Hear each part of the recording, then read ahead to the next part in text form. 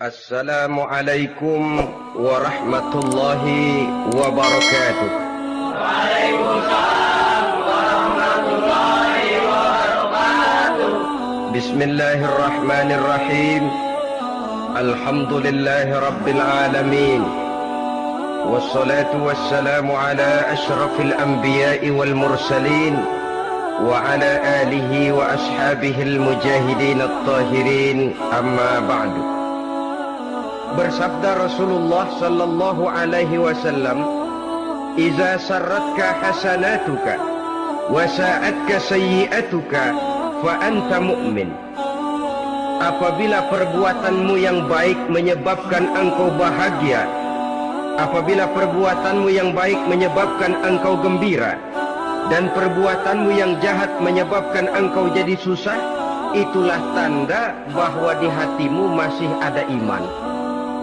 Artinya, belum tentu orang yang berbuat baik merasa bahagia dengan kebaikan yang dikerjakannya. Dan tidak selamanya orang yang berbuat jahat sanggup menyesali perbuatan jahatnya.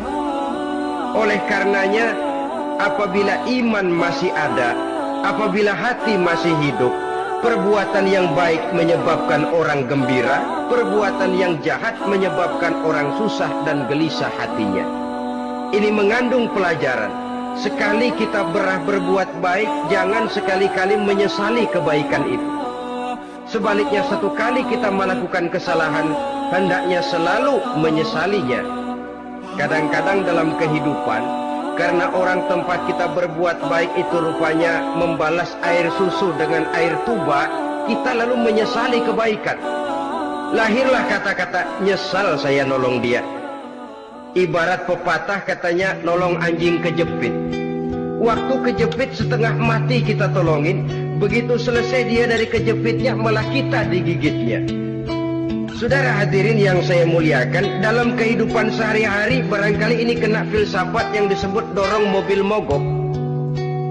Ketika mobil mogok setengah mati kita dorong, begitu mesin hidup ditinggalkannya kita di belakang. Sesungguhnya perbuatan kita yang baik tidak harus disesali, karena disesali atau tidak toh perbuatan itu sudah kita lakukan. Dan penyesalan atas segala kebaikan hanya akan mengurangi nilai pahala kebaikan itu sendiri. Berbahagialah apabila berbuat baik, walaupun orang yang kita melakukan kebaikan membalasnya dengan kejahatan. Menyesalah apabila berbuat kesalahan, apabila melakukan dosa, karena itu pertanda nilai iman yang masih hidup dalam jiwa kita. Saudara-saudara kaum muslimin yang berbahagia, jadi sungguh pun pahala dan dosa sesuatu yang abstrak, efeknya jelas dia mendatangkan kebahagiaan atau membawa kepada kegelisahan batin di dalam kehidupan manusia. Orang di zaman materialis kurang terangsang berbuat pahala dan terdorong melakukan dosa. Kenapa? Karena pahala tidak kelihatan, dosa tidak nampak. Kalau pahala kelihatan, barangkali nggak kuat kita mikul pahala. Kalau dosa benjol, umpama tiap bikin dosa palanya benjol, barangkali sudah nggak karu-karuan kepala kita. Baik pahala, baik dosa, sesuatu yang tidak nampak oleh pandangan mata zahir, tapi yang punya efek dalam kehidupan ini. Orang yang banyak pahalanya dengan orang yang banyak dosanya, kalau dia berjalan barangkali sulit kita membedakan. Tapi efeknya dalam kehidupan ini jelas adanya. Sesuatu yang bernama pahala kita perlukan, karena hidup tidak berhenti hingga di sini. Sesuatu yang bernama dosa harus kita hindarkan, karena ada kelanjutan sesudah hidup yang sekarang ini, kehidupan dari satu pertanggungan jawab.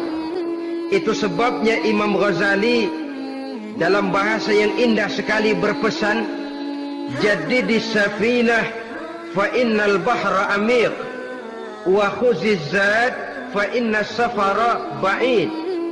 Perbarui selalu kapalmu, rawat, jaga baik-baik, dandani kapalmu, fa innal bahra amiq, karena sesungguhnya lautan ini sangat dalam. Satu bahasa yang indah dari tamsil terhadap kehidupan. Perbaiki kapalmu karena lautan ini sangat dalam. Artinya, jaga baik-baik hatimu, Pelihara iman dan keyakinanmu, karena hidup ini bagaikan gelombang lautan. Tempo-tempo air tenang, tempo-tempo ombak menggila dan menggunung. Jaga iman baik-baik karena hidup penuh dengan cobaan dan ujian. Itu maksudnya. Wa khuziz zad fa inna safara ba'id. Dan bawa bekal yang banyak karena perjalanan hidup ini sangat panjang. Perjalanan ini sangat jauh. Kita kalau pergi keluar kota tentu saja membawa bekal. Makin jauh kota yang akan kita tuju, makin banyak bekal yang harus kita bawa. Alangkah sengsaranya manusia apabila dia akan pergi ke satu kota yang jauh, modalnya cuma nekat. Bagaimana nanti di sana sajalah. Tidak membawa bekal sebagaimana yang sewajarnya. Hal yang semacam ini senangnya sih belum tentu, keblangsak dan susahnya sudah kebayang. Itu dalam kehidupan di dunia ini. Bagaimana kalau sudah bicara tentang kehidupan yang akan datang? Karena sesungguhnya hidup ini merupakan satu perjalanan yang sangat panjang. Sejak kita tinggal di alam arwah, pada saat jasad belum lagi diciptakan Allah, ruh sudah diciptakannya lebih dahulu. Sampai kemudian kita pindah ke alam rahim, alam kandungan ibu, untuk kemudian berpindah kepada kehidupan dunia. Dari dunia ini kita pindah ke alam barzakh. Di sana tinggal kita 100 tahun mungkin, 100.000 tahun mungkin, 1 juta tahun mungkin, menunggu saat datangnya kiamat. Lalu dari alam barzakh pindah kita ke alam akhirat, satu perjalanan yang sangat panjang. Alangkah malangnya, alangkah sengsaranya jika tahu kita begitu panjangnya perjalanan hidup ini, tidak ada bekal yang kita bawa. Artinya kesengsaraan, kesulitan yang bertali-tali sudah jelas akan menimpa kita. Kalau pergi kita keluar kota membawa bekal uang, membawa bekal makanan, apa bekal yang mesti kita bawa? Apabila kita kembali ke alam barzakh, kembali ke alam kubur, berkumpul di padang mahsyar di akhirat nanti, nasi yang mau kita bawa, uang yang mau kita bawa, tentu tidak lagi. Karena kehidupan materialis selesai di atas liang lahat. Bila masuk kita ke liang lahat, disitulah pahala dan dosa memegang peranan yang sangat penting. Maka pada pertemuan malam ini kita akan bicara tentang pahala dan dosa itu. Saudara-saudara kaum muslimin rahimakumullah, yang dinamakan pahala, kata Imam Ali Al-Jurjani dalam kitab At-Ta'rifatnya, ma yastahiqqu bihi ar-rahmatu wal maghfiratu minallahi ta'ala, sesuatu yang pelaksananya berhak untuk mendapat rahmah dan ampunan dari Allah. Dengan kata lain, nilai pahala adalah akibat dari perbuatan-perbuatan di dalam melaksanakan perintah dan anjuran yang ada di dalam kehidupan agama. Apabila perintah dan anjuran kita laksanakan, nilai pahala itu lalu datang. Nah, nilai pahala dalam Islam menurut konsepsi Quran, Allah menjelaskan, man jaa bil hasanati falahu asyru amsalihha. Barang siapa yang datang membawa satu kebajikan, barang siapa yang melaksanakan satu kebaikan, maka dia akan mendapat balasan 10 kali dari kebaikan yang dikerjakannya. 10 kali ini pun masih dilipat gandakan dengan 7 ini pun masih dikalikan 100, dan itu pun masih ditambah dengan pernyataan wallahu yudha'ifu liman yasha. Allah masih akan melipat gandakan perbuatan baik seseorang yang dikehendakinya. Itulah nikmatnya dalam Islam. Tetapi sebaliknya, wa man jaa bisayyi'ati fala yujza illa mislaha. Barang siapa yang melakukan satu kejahatan, dia tidak akan mendapat balasan kecuali sesuai dengan kejahatan yang dikerjakannya. Alangkah rahman dan rahimnya Allah. Orang yang berbuat baik dibalas 10, dikali 7, dikali 100, masih dilipat gandakan pula. Tapi orang yang berbuat jahat tidak akan mendapat balasan kecuali sesuai dengan kejahatan yang dikerjakannya. Ini kan beda dengan sifat kita manusia. Kita ini kadang-kadang kalau dijitak membalasnya mukul. Tapi kalau orang berbuat baik kepada kita, kita enggan untuk berbuat baik kepada orang tadi. Allah tidak mengajarkan begitu. Satu kebaikan berbalas 10. Satu kejahatan berbalas dengan satu kejahatan. Maha Rahman dan Rahim Allah. Bahkan dalam Islam, niat berbuat baik saja mendapat pahala. Sedangkan niat berbuat jahat belum ditulis merupakan satu dosa sampai kejahatan itu dikerjakan oleh orang yang niat tadi. Umpamanya, saudara niat, nanti malam giliran pengajian saya mau hadir di majelis taklim. Pas datang waktu malam, hujan turun sangat lebat. Saudara berhalangan datang ke majelis taklim, saudara sudah mendapat pahala niat. Tapi saudara niat, nanti malam kalau turun hujan, saya mau bongkar rumahnya si fulan, saya mau curi seluruh harta bendanya. Ternyata malam saudara tidak mengerjakan perbuatan itu belum ditulis dosa sampai perbuatan itu benar-benar dikerjakan. Tapi lalu jangan macam-macam, kalau begitu niat aja yang baik biar nggak usah dikerjain. Niat aja pengen ngaji walaupun tidak ada niatan untuk ngaji. Allah lebih tahu tentang apa yang terdetik di dalam hati sanubari kita. Itulah sebabnya sangat dianjurkan orang untuk melakukan segala macam kebajikan, dan dianjurkan orang menjauhkan segala macam bentuk kejahatan, karena dia akan berefek melahirkan dosa dan pahala. Dosa dan pahala itulah alat untuk memperoleh kebahagiaan di alam kubur, di padang mahsyar, sampai di akhirat nanti. Di dunia ini mungkin segalanya bisa kita beli dengan yang namanya uang. Keamanan kita bisa menyewa petugas untuk menjaga rumah kita. Kendaraan yang mewah bisa kita beli. Udara yang sejuk bisa kita ciptakan. Siapa banyak uang, dia raja. Mungkin itu di dunia. Tapi bisa apa uang kalau kita sudah masuk ke alam kubur? Bisakah munkar nakir kita sogok? Udah kakir, jangan nanya nih, cepet. Bisakah malaikat azab menyingkir dengan uang semir? Ternyata tidak. Untuk memperoleh kebahagiaan di sana, nilai pahala. Kesengsaraan akan kita dapat kalau kita banyak menumpuk dosa. Oleh karena itu jangan beranggapan pahala nggak kelihatan, dosa juga nggak kelihatan, biarin saja. Yang tidak kelihatan ini pada waktunya akan memegang peranan yang sangat penting. Tapi tidak cuma untuk menghadapi hidup di situ kita lalu harus berbuat baik dan meninggalkan yang jahat, terutama juga di dunia ini. Toh pepatah bilang gajah mati meninggalkan gading, harimau mati meninggalkan belang. Apa yang akan kita tinggalkan setelah kita mati? Kita ingin jasad kita boleh hancur terkubur tanah, tapi nama kita ingin hidup terus, dikenang orang 100, 1000, bahkan 1.000.000 tahun yang akan datang. Ditulis orang dengan tinta emas dalam sejarah, tercatat kita sebagai orang baik-baik. Saudara-saudara kaum muslimin rahimakumullah. Lalu perbuatan apa yang bisa mendatangkan pahala itu?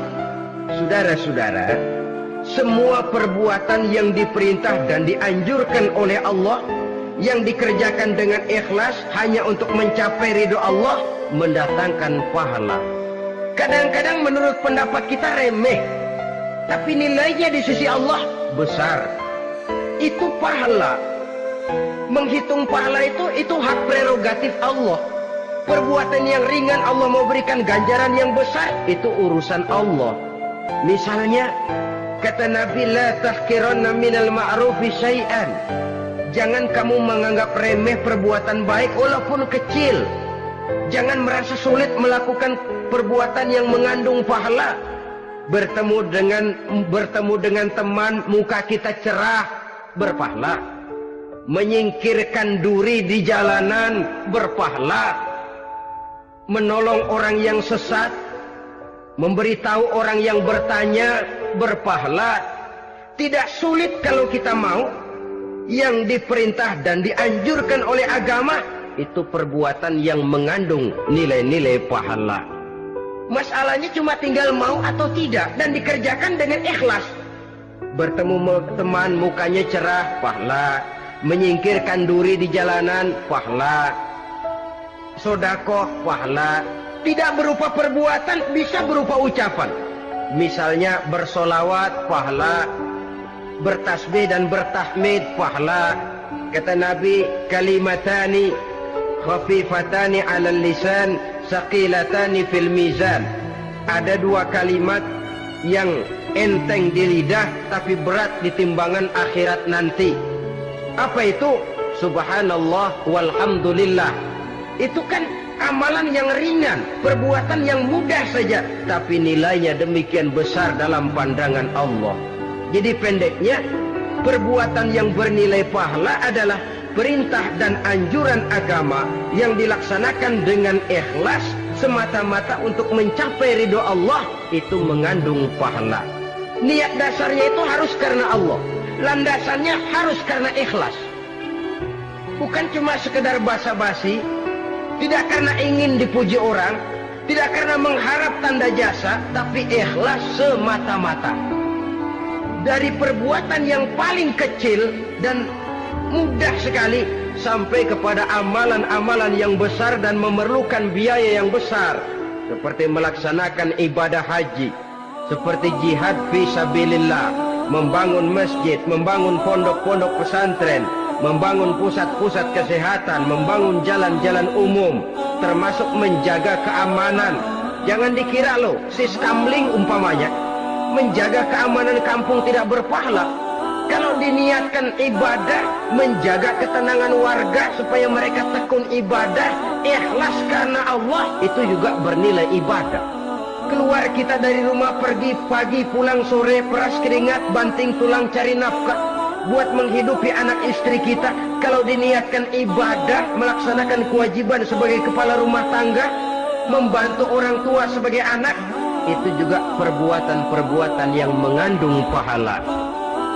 Yang terbaik sesuai dengan bidang kehidupan kita.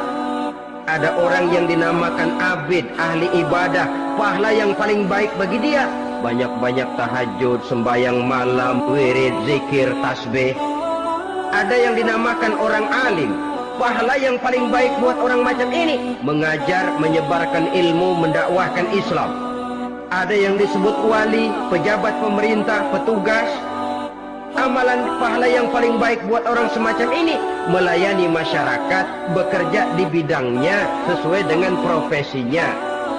Saudara hadirin yang saya hormati, jadi dengan demikian perbuatan-perbuatan yang mengandung nilai-nilai pahala ini bisa perbuatan yang menurut kita kecil namun punya nilai besar. Apalagi perbuatan besar dengan biaya yang besar, tentu makin besar juga pahala yang disediakan oleh Allah Subhanahu wa ta'ala. Oleh karenanya, kalau kita bercermin dari ayat Quran, hidup ini kesempatan untuk berbuat baik. Huwallazi khalaqal mauta wal hayata liyabluwakum ayyukum ahsanu amala.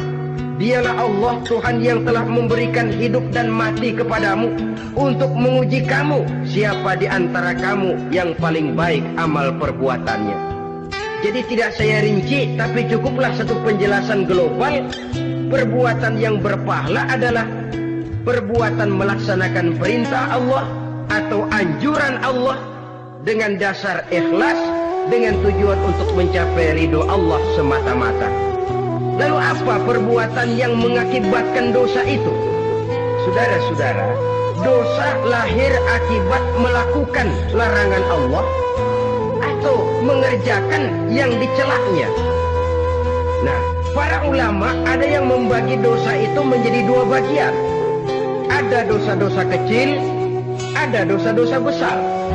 Tetapi sebenarnya ditinjau dari segi hakikatnya, Kalau sudah melakukan satu kesalahan yang mengakibatkan dosa, jangan dilihat besar dan kecilnya, tapi kepada siapa dosa itu kita kerjakan.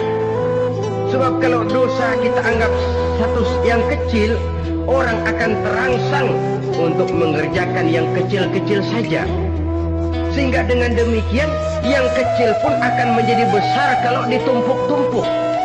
Sedangkan yang besar bisa saja menjadi kecil kalau selalu diiringi dengan permohonan ampun kepada Allah.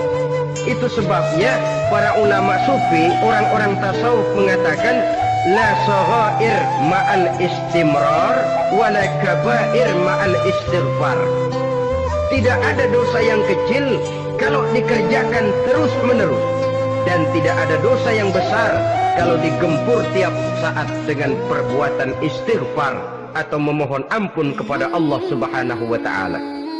Cuma saja pada umumnya, karena dosa-dosa kecil itu lebih mudah taubatnya, dan ada janji Nabi, barang siapa yang meninggalkan dosa-dosa besar akan diampuni dosa-dosanya yang kecil-kecil.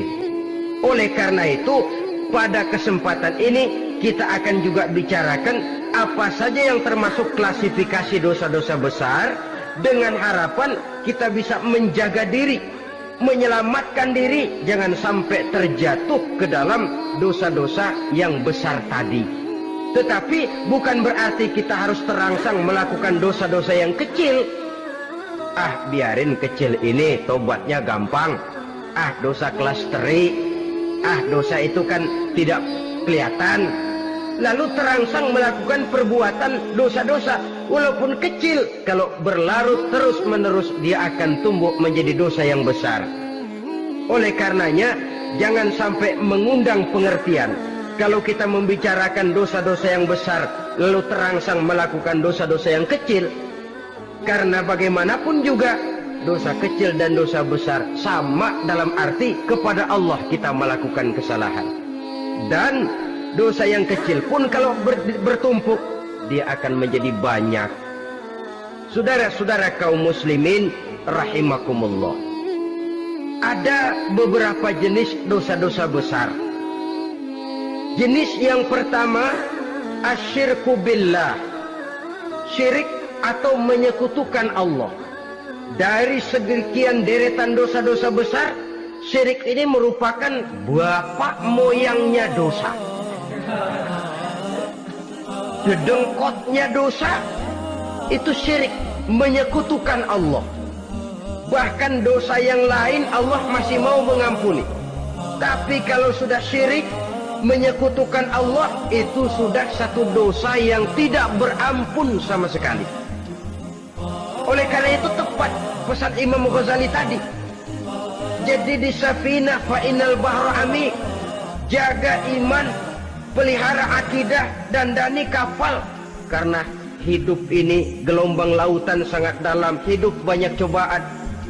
Di dalam hidup di zaman sekarang ini, saudara bisa perhatikan, di mana tensi ekonomi tinggi, lapangan kerja sulit, persaingan hidup makin tajam, sifat egois dan individualis tumbuh di mana-mana, rasa solidaritas sosial menurun, sifat gotong royong musnah.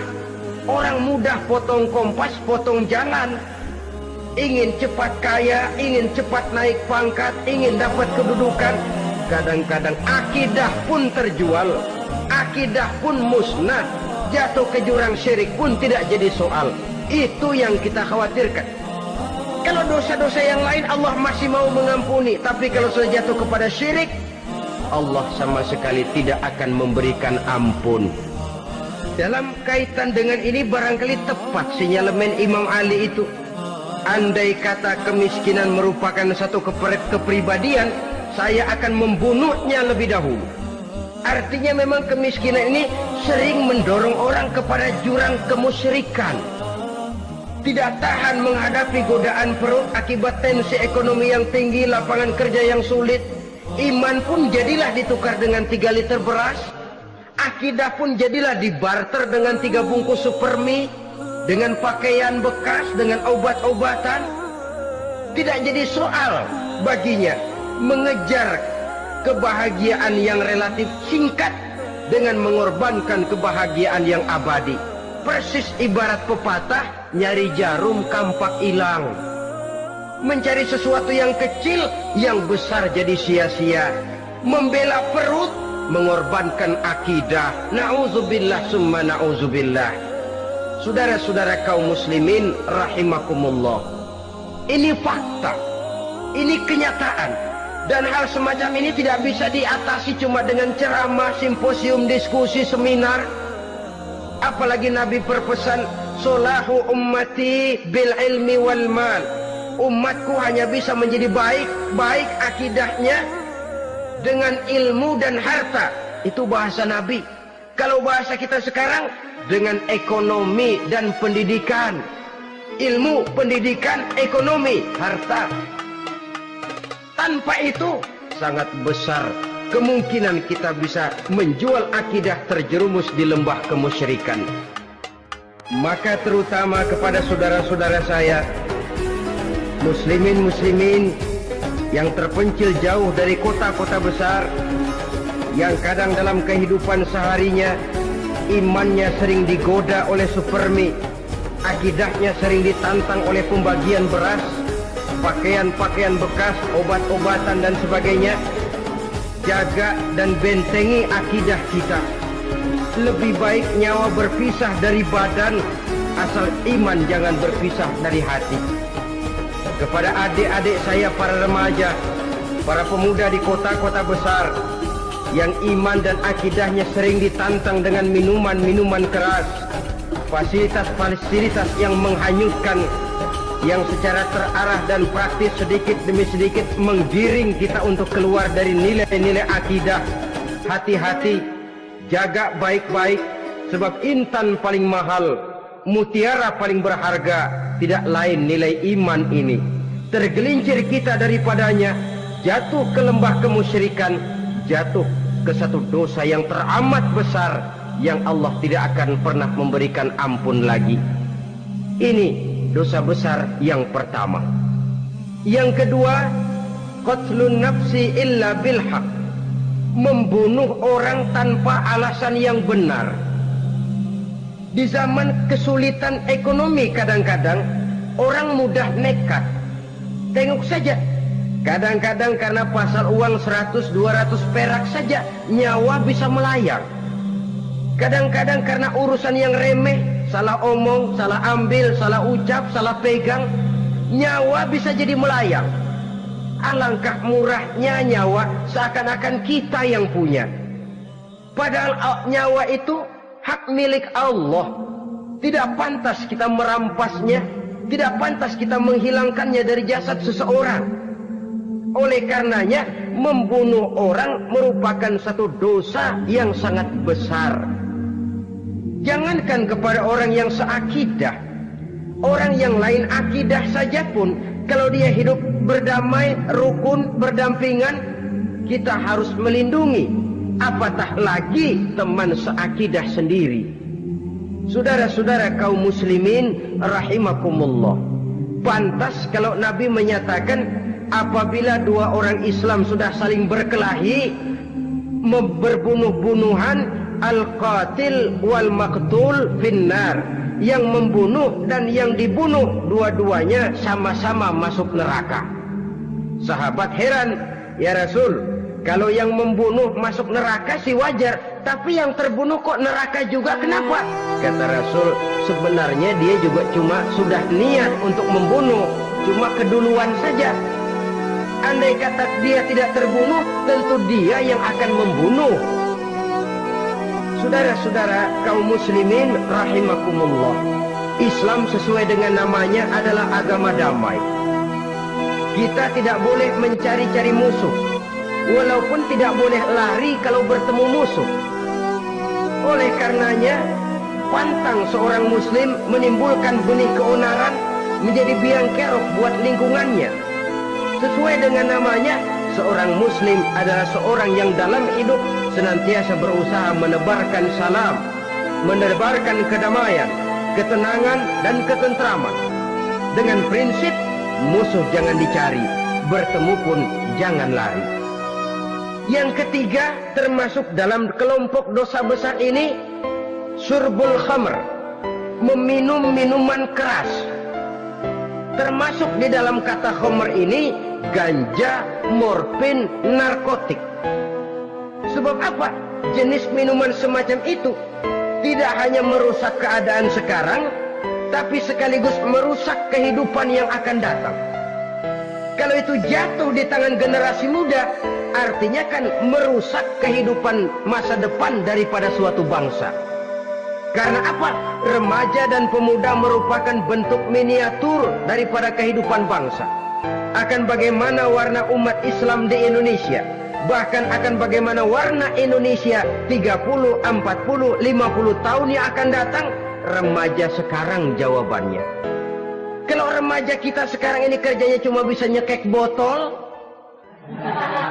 insya Allah bangsa Indonesia 30-40 tahun yang akan datang akan tumbuh menjadi bangsa teler. Tidak banyak yang bisa kita harapkan. Remaja adalah gambaran masa depan dari satu bangsa, dari satu umat. Dan remaja itu di dalam dirinya secara fitrah terkumpul semua bakat, terdapat semua kemungkinan. Kita ini lahir membawa sifat pemimpin, tapi juga membawa sifat pengacau. Kita ini ada bakat jadi orang jujur, ada bakat jadi pengkhianat. Kita ini ada bakat menjadi orang baik-baik, kita juga punya bakat jadi biang kerok. Kita kemungkinan bisa jadi pemimpin bangsa, tapi juga bisa menjadi pemimpin bangsat. Nanti lingkungan dan pendidikan akan menumbuhkan, membentuk mana yang tumbuh lebih subur.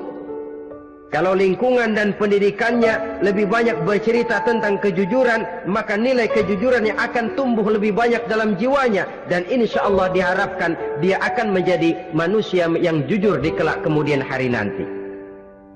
Dan masalah minuman keras ini sebenarnya berkait. Kita tidak bisa cuma menyalahkan remaja saja, menyalahkan pemuda saja, karena bagaimanapun masalahnya kompleks. Menghancurkan sesuatu tanpa melihat kausalnya, tanpa melihat sebab akibatnya, kan sama juga bohong. Kemungkinan karena broken home, kemungkinan karena pergaulan, kemungkinan karena kurang perhatian orang tua, kemungkinan karena akibat bacaan, tontonan, atau fasilitas berupa dibukanya pabrik-pabrik minuman keras, dijualnya minuman-minuman keras di warung-warung yang remang-remang, yang memberikan kenikmatan, kebahagiaan dan kebanggaan tersendiri, sehingga akhirnya orang terangsang untuk datang dan minum di sana. Pada dasarnya memang sepele, cuman minum, nggak ngerugiin orang lain kan? Iya, pada waktu minum. Tapi dikala sudah mabuk, out of control, apapun bisa kita lakukan. Yang kita ucapkan kita tidak sadari lagi, yang kita kerjakan tidak kita sadari lagi. Dikala itu segala macam kejahatan bukan sesuatu yang tidak mungkin untuk kita laksanakan. Nggak ngerugiin orang lain, memang pada saat mau minum. Tapi begitu minum, mabuk, kita bisa merugikan orang lain. Setidaknya merugikan diri sendiri. Pertumbuhan IQ menjadi lemah, semangat kehidupan hilang, gairah kerja menurun, kalau tidak ada sama sekali. Lalu apa yang bisa kita lakukan di dalam kehidupan? Dan akan lebih celaka kalau ini menimpa kehidupan generasi muda kita. Kadang-kadang yang ironi ya, kalau yang orang tuanya mampu barangkali masih tertolong, tapi yang orang tuanya kondisi ekonomi lemah masih kepengen teler juga. Orang tuanya nggak mampu masih pengen mabuk. Dari ganja, morfin nggak dapat, akhirnya kaleng cet diisepin. Yang penting kan bisa teler, mendatangkan satu kebahagiaan tersendiri.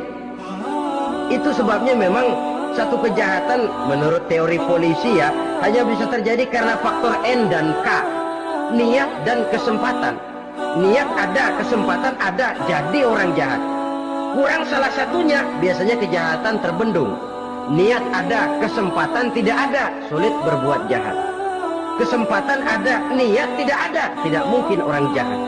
Tapi yang paling dominan sebenarnya niat. Kalau niat sudah kuat, kesempatan bisa dicari. Kesempatan bisa diciptakan. Biar hansip nongkrong, ditungguin lengahnya. Ya biarin. Jam 11 sampai jam 2. Matanya melotot. Jam 3 dia mulai ngulet, ngempet. Nah, di saat itu saya masuk ke rumahnya. Kalau niat kuat, kesempatan bisa diciptakan. Dan kalau sudah niat, ini masalah hati. Kalau sudah masalah hati, menyangkut soal moral. Moral artinya sudah masuk kepada kehidupan agama. Saudara-saudara kaum muslimin rahimakumullah. Yang keempat yang termasuk jenis dosa besar, az-zina, perbuatan zina. Di zaman pergaulan bebas dengan prinsip free sex ini, tengok sudah berapa banyak gadis-gadis bergelimpangan jadi korban. Berapa banyak bayi-bayi yang lahir ke dunia tanpa tahu kemana dia mesti memanggil bapak. Apakah deretan jumlah korban ini masih harus bertambah lagi? Paling tidak, biarlah yang sudah jadi korban, tapi jangan bertambah lagi hendaknya. Masing-masing kita berupaya menahan diri. Termasuk dalam kategori zina ini, yang merupakan cabang-cabangnya liwat, homoseks, lesbian, masturbasi. Bahkan masturbasi itu termasuk jenis zina tangan. Dan itu juga merupakan satu dosa. Di samping dosa juga merusak diri. Karena bagaimanapun juga dia akan mengurangi kemampuan daya pikir seseorang. Maka agama memberikan jalan keluar. Pesan Nabi, ya ma'syara syabab, man istata'a minkumul ba'at falyatazawwaj. Hai para pemuda, kata Nabi, barang siapa di antara kamu yang sudah bisa ba'at, yang sudah mampu ba'at. Ba'at itu artinya memberikan nafkah, baik nafkah zahir maupun nafkah batin. Falyatazawwaj, maka hendaklah dia kawin. Jadi yang maksud ba'at ini ya nafkah zahir, ya nafkah batin. Kita kadang-kadang cuma bisa ngasih nafkah batin saja sudah merasa pokoknya kan saya sanggup untuk kawin, lalu kawin tanpa kehilangan, dengan kehilangan pertimbangan. Saudara-saudara, wa in lam yastati, adapun kalau dia belum mampu, fa alaihi bisyam, hendaknya dia banyak puasa. Fa innahu lahu wija, karena puasa itu akan merupakan benteng jangan sampai orang memperturutkan hawa nafsunya. Andai kata puasa belum hobi, banyaklah olahraga para pemuda, para remaja. Karena dengan olahraga, pemikiran untuk memperturutkan hawa nafsu agak sedikit terkendali dan energi tersalurkan dalam bentuk yang positif. Pendeknya kreatif, banyak kegiatan. Ini pesan Imam Syafi'i tepat itu. Kata beliau, inni ra'aitu wuqufal ma'i yufsiduh, insala toba wa illam yajri lam yathib. Aku melihat air kalau diam rusak, tapi kalau dia mengalir jernih. Air kalau ngendap, nggak ngalir, nyamuk nyarang di situ, bisa jadi sumber penyakit. Manusia hidup begitu. Kalau nggak punya kegiatan, nggak kreatif, kerjanya cuma ndelohom, ayam-ayam, akhirnya jadi ngerusak. Ngomongin orang, Jano ngapa, anu, kebangetan nggak ngapa-ngapain, orang aja dipontenin, orang diomongin, lahirlah namimah, lahirlah ribah. Saudara-saudara, air itu kalau ngendap ada aja yang nyarang, tapi kalau dia ngalir, orang ada kesibukan, insya Allah dia tidak akan jatuh kepada sesuatu yang bisa mengundang dosa. Isilah waktu dengan hal-hal yang bermanfaat, karena hidup ini singkat dan tidak berjalan mundur ke belakang. Mundur hancur, berhenti diinjak orang. Sekali melangkah, jangan surut mundur ke belakang. Homoseks, terlepas dari penyakit kejiwaan. Sekarang ini kan sudah ada persatuan kaum gay katanya, meminta perlakuan yang sama dan agar dibolehkan kawin sesama mereka. Secara manusiawi boleh, secara manusiawi kita hargai mereka, tapi dari kacamata agama ini jelas merupakan penyimpangan, dan penyimpangan merupakan suatu dosa terlepas dari pertimbangan manusiawi. Jangan karena terlalu memperturutkan suara manusiawi lalu kita mengesampingkan agama. Termasuk lesbian, wadon karo wadon. Kalau homo itu kan lanang karo lanang katanya. Saudara-saudara kaum muslimin rahimakumullah, ini bukan penyakit baru. Liwat, homoseks sudah dikenal dari zamannya Nabi Lut, laki dengan laki. Lesbian dari zaman istrinya Nabi Lut. Terlepas dari penyakit kejiwaan, dari segi agama ini merupakan penyimpangan dan merupakan dosa yang besar. Yang kelima, yang termasuk jajaran dosa kelas kakap, qazful mu'minina wal mu'minat, menuduh orang mukmin yang baik-baik, laki atau perempuan, melakukan perbuatan zina sehingga hancur namanya di masyarakat. Ini merupakan satu perbuatan dosa yang sangat besar dan sangat dimurkai oleh Allah. Saudara-saudara kaum muslimin rahimakumullah, oleh sebab itu tentang masalah ini, kalau memang tidak ada saksi, jangan sembarang kita enteng lidah menuduh orang lain berbuat zina, menuduh orang lain berbuat serong. Dosanya kelewat besar di dalam kehidupan. Karena apa? Mencari harga diri itu berat, memelihara kehormatan diri jauh lebih berat. Satu kali orang dihancurkan namanya di masyarakat, dia akan terisolir jadinya. Oleh karenanya, berlindung kita kepada Allah, jangan sampailah dihinggapi oleh sifat ini. Karena sentimen kita kepada seseorang, karena hasad kita kepada seseorang, tidak senang melihat orang lain lebih maju, lalu lidah ini seenaknya saja mengucapkan kata, padahal sanksi dan resikonya sangat besar. Yang kita tuduh barangkali mendapat pahala dari Allah, kita sendiri yang menuduh tanpa saksi, tanpa alasan yang benar, mendapat dosa yang sangat besar. Saudara-saudara, memang kadang-kadang aneh dalam hidup ini. Seorang pelacur biasanya bisa menjaga mulutnya di masyarakat, kata-katanya baik, sopan. Kenapa? Karena mulut yang satu sudah tidak terjaga.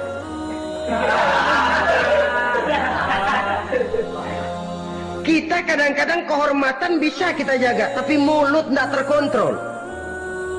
Ngomong saenake dhewe, bikin orang mangkel, kesal, fitnah sana, fitnah sini, menghancurkan nama baik orang, ngomongin yang macam-macam. Bagai-bagai macamlah caranya. Saudara-saudara kaum muslimin yang berbahagia. Jadi dengan demikian, menuduh orang lain berbuat zina, sedangkan orang itu tidak pernah melakukannya, ini termasuk satu dosa yang sangat besar di dalam kehidupan ini. Yang keenam, al-aqu bil walidain, durhaka kepada ibu bapak. Seorang anak, bagaimanapun banyak nilai ibadahnya, banyak kebaikan di masyarakat, menyandang berbagai macam gelar, pangkat dan jabatannya tinggi, tapi kalau sudah durhaka kepada kedua orang tuanya, alamat hidup tidak lagi membawa keberkahan. Dan itu dosa yang sangat besar. Sampai Nabi sabdakan, ridho Allah ada di dalam keridhaan ibu bapak, murka Allah pun ada di dalam kemurkaan ibu dan bapak. Walaupun belum tentu setiap kita orang tua, tapi yang jelas setiap kita adalah anak, dan setiap anak punya ibu dan bapak. Jangan sampai kacang lupa kepada kulitnya. Saudara-saudara kaum muslimin rahimakumullah, durhaka kepada ibu bapak merupakan perbuatan yang sangat dimurkai oleh Allah. Apalagi ibu yang telah melahirkan kita, bahkan mengandung kita. Begitu juga bapak yang telah berusaha peras keringat banting tulang untuk mengasuh membesarkan kita. Tidak ada perbuatan baik yang kita lakukan untuk bisa menebus kebaikan daripada ibu dan bapak kita. Setidaknya kalau belum bisa berbuat baik kepadanya, kepada keduanya, janganlah menyakiti hati keduanya. Itu saja dulu yang harus dijaga.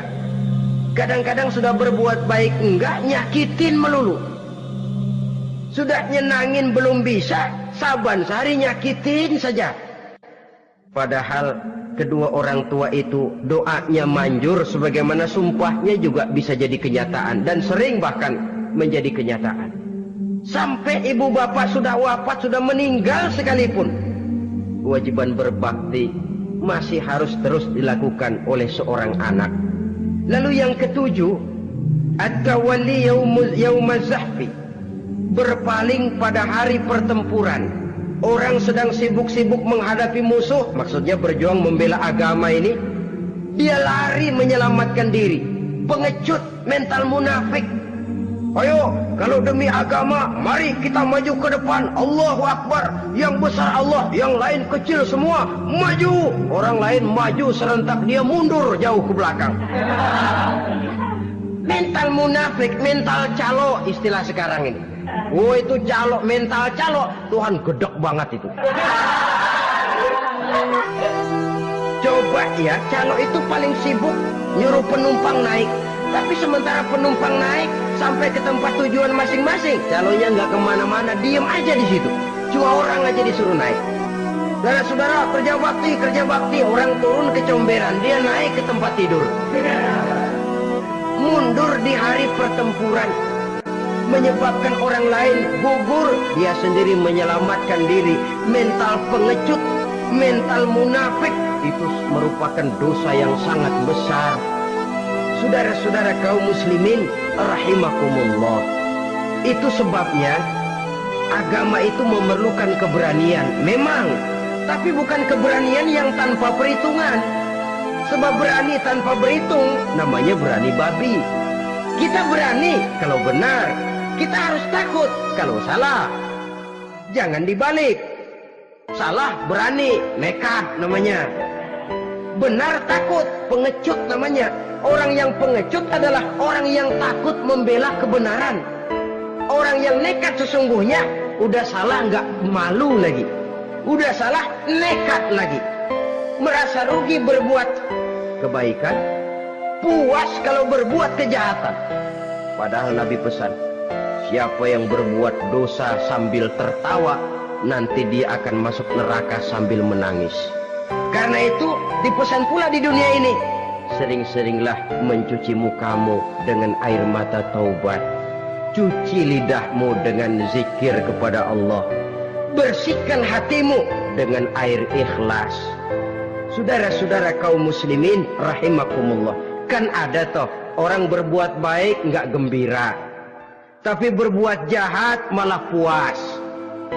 Atau sama saja, orang lain berbuat baik, hatinya kesel. Orang lain berbuat jahat, dia malah mendukung. Atau orang lain tergelincir berbuat jahat, dia malah girang. Ini kan tidak objektif.